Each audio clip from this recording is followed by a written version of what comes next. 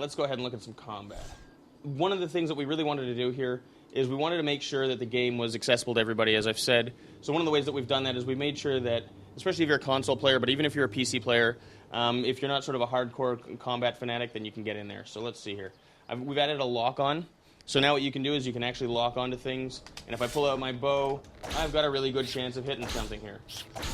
So that's an option for you if you want to play it that way. It's a long game, however, and you may want to level your skill set up. So if I choose not to lock on, and I'm probably going to miss, but let's see what we can do here. There we go. If I choose not to lock on, I can shoot my bow sort of on the fly. And what we've done is we've said, okay, well, if you're not going to lock on, you're going to do double damage. So what it does is it gives you a balancing feature. Okay, cool. As I level up, and you'll find this with the swords and the magic, you're going to get charge attacks as well. You know, it's an RPG, so we want to make sure that the longer you play, the funner it is.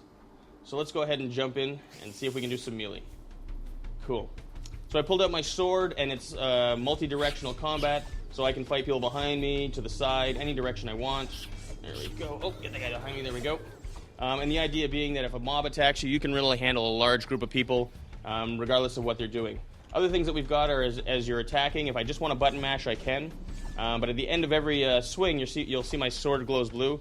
And if I hit the button at the right time, I'll actually pull off a combo. So the idea is that there's different kinds of combat going on with everything. All right, let's take a look at some magic real quick. Cool. So we've got a fireball here. It's an RPG. You've got to have a fireball. If we take a look at it, you can see that we've got, it's obviously got all the dynamic lighting going on. You can run into a dark cave with it, and it's going to act as a light. There's all kinds of occlusion going on and all that stuff, so it actually looks like a fireball. And, when you're holding fire in your hand, you want it to be as realistic as possible. Let's take care of these guys. So I'm going to throw some fireballs at these guys. Again, I can lock on if I want to. There we go. And let's just do that for a second.